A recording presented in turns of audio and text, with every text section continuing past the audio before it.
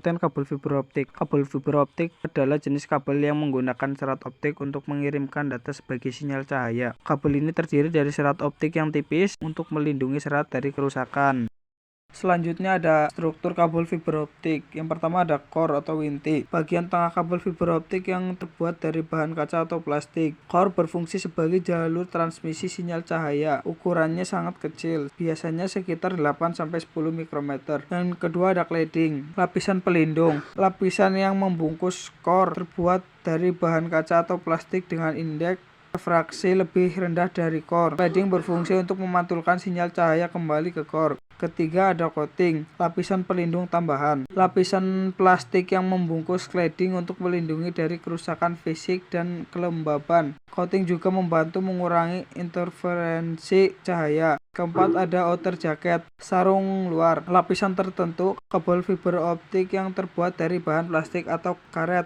Outer jacket berfungsi sebagai pelindung dari kerusakan fisik, kelembaban, dan faktor lingkungan lainnya. Fungsi dan karakteristik. Yang pertama core, mengirimkan sinyal cahaya. Cladding, memantulkan sinyal cahaya. Coating, melindungi cladding dari kerusakan. Yang terakhir ada outer jacket, melindungi kabel dari kerusakan fisik dan lingkungan. Ya, selanjutnya ada alat-alat kabel fiber optik utama. Yang pertama ada OPM, Optical Power Meter. Alat untuk mengukur intensitas cahaya pada kabel fiber optik, memastikan sinyal cahaya memiliki kekuatan yang cukup. Kedua, Fusion Splicer, alat untuk menyambung dua serat optik dengan cara memanaskan dan melelehkan serat tersebut sehingga membentuk sambungan yang kuat dan stabil. Ketiga ada cleaver, alat untuk memotong serat optik dengan presisi tinggi, menghasilkan permukaan potongan yang rata dan bersih. Keempat ada OTDR, Optical Time Domain Reflectometer, alat untuk mengukur panjang, lokasi kerusakan, dan kualitas kabel fiber optik. Selanjutnya ada peralatan pendukung. Yang pertama ada stripper, alat untuk menghilangkan lapisan pelindung, coating dari serat optik, mempersiapkan serat untuk menyambungan atau pemasangan konektor.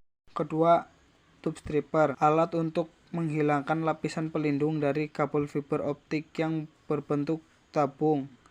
Tube, mempersiapkan kabel untuk penyambungan atau pemasangan konektor. Fungsi dari kegunaan, mengukur dan memantau kualitas sinyal cahaya, menyambung serat optik dengan presisi tinggi, memotong serat optik dengan presisi, mengidentifikasi kerusakan pada kabel, dan menghilangkan lapisan pelindung dari serat optik.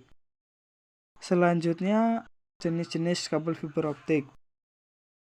Yang pertama ada SMF, Single Mode Fiber, ukuran core 8-10 mikrometer, panjang gelombang 1310 nm atau 1550 nm, kecepatan hingga 100 Gbps, jarak hingga 100 km, kegunaan jaringan backbone telekomunikasi jarak jauh.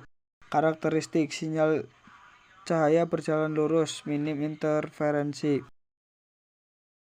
Terus lanjut lagi ada multimode fiber, MMF, ukuran core 50-100 mikrometer, panjang gelombang 850 atau 100 nm, kecepatan hingga 10 Gbps, jarak hingga 2 km, kegunaan jaringan lokal, koneksi dalam gedung. Karakteristik sinyal cahaya berjalan melengkung, lebih rentan interferensi.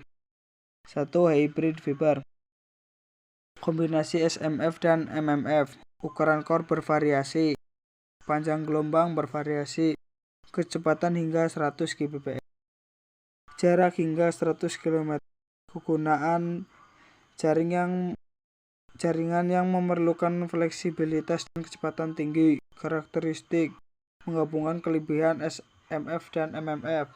Perbedaan utama: 1. Ukuran core SMF lebih kecil daripada MMF. 2. Panjang gelombang SMF menggunakan panjang gelombang yang lebih panjang. Kecepatan, SMF lebih cepat daripada MMF. 4. Jarak, SMF dapat menjangkau jarak yang lebih jauh. Kelima, kegunaan, SMF untuk jaringan backbone, MMF untuk jaringan lokal. Kelebihan dan kekurangan SMF: kelebihannya kecepatan tinggi jarak jauh, kekurangannya biaya instalasi tinggi. kedua MMF, kelebihan biaya instalasi rendah, mudah dipasang, kekurangan kecepatan rendah, jarak terbatas. Yang ketiga hybrid fiber, kelebihan fleksibilitas tinggi, kecepatan tinggi, kekurangan biaya instalasi tinggi, kompleksitas tinggi.